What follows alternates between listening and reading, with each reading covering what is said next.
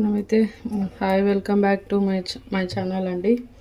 మనమైతే ముందుగా కడాయి పెట్టుకొని దాంట్లో కొంచెం అన్ని మెంతులు వేసుకొని దాంట్లోనే ఇంకొంచెం అంతా జీలకర్ర వేసుకోవాలి.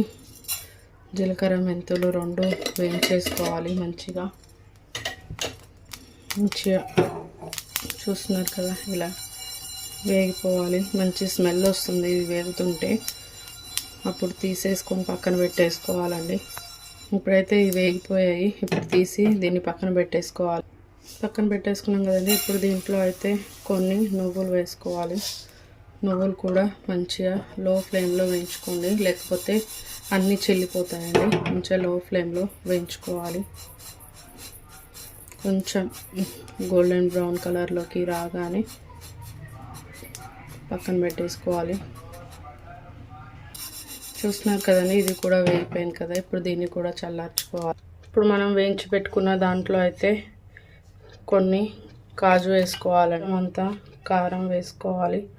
మా కారం చాలా కారం ఉందండి, అందుకే నేను కొంచెమే వేస్తున్నాను. మీకు మీ కారానికి తగ్గట్టుగా వేసుకోండి, మీ టేస్ట్కి తగ్గట్టుగా వేసుకోండి. సరిపడంత సాల్ట్ వేసుకోవాలి. ఇప్పుడు దీంట్లోనే కొంచెం అంతా తురిమిన కొబ్బరి అండి. ఇప్పుడు ఇదంతా మంచిగా పేస్ట్ లాగా పట్టేసుకోవాలి. చిన్న సైజు నిమ్మకాయ అంత చింతపండు వేసుకుంటే చాలు. ఇది మంచిగా వాష్ చేసి నానబెట్టుకోవాలి. చూడండి, ఇలా నానబెట్టి పక్కన పెట్టేసుకోవాలి. కడిగి ఫ్రెష్ వాటర్ పోసి పక్కన పెట్టేసుకోవాలండి దీన్ని. ఇప్పుడైతే మనం మిక్సీ పట్టేసుకున్నాం కదండి మెత్తగా. ఇప్పుడు స్టవ్ మీద ఒక కడాయి పెట్టేసుకొని దాంట్లో ఒక 2 టేబుల్స్ ఆయిల్ అయితే వేసుకోవాలి. ఆయిల్ అయితే హీట్ అయిపోయింది కదండి. ఇప్పుడు మనం దాంట్లో కొంచెం అంతా పసుపు వేసుకోవాలి. ఇదైతే వేగిపోయింది కదండి. దీంట్లో బజ్జి మిర్చి అయితే వేసుకోవాలండి. బజ్జి మిర్చి మంచిగా వేగిపోవాలి. కొంచెం జాగ్రత్త, చిటపటమంటుంటాయి. ఇందులో అయితే మనం పేస్ట్ చేసి పెట్టుకున్నాం కదండి, ఆ మసాలాను అయితే ఇందులో వేసేసుకోవాలి.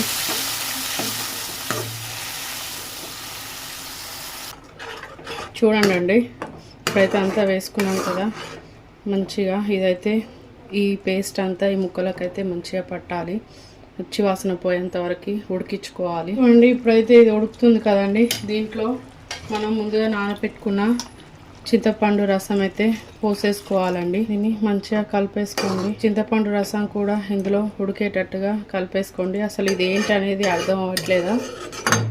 లాస్ట్ వరకు చూడండి, చెప్తాను ఇదేంటి అనేది. ఇప్పుడైతే మళ్ళీ కొంచెం సేపు మూత పెట్టుకోవాలి. ఇది మంచిగా ఉడకాలి కదా. బెల్ ఐకాన్ నొక్కండి. మీకు నోటిఫికేషన్ ద్వారా నేను ఏది అప్లోడ్ చేసినా మీకైతే వీడియో నోటిఫికేషన్ అయితే వస్తుందండి. ఇప్పుడైతే మనం దీంట్లో కొంచెం అంతా కొత్తిమీర వేసుకోవాలి. అయిపోయినట్టే.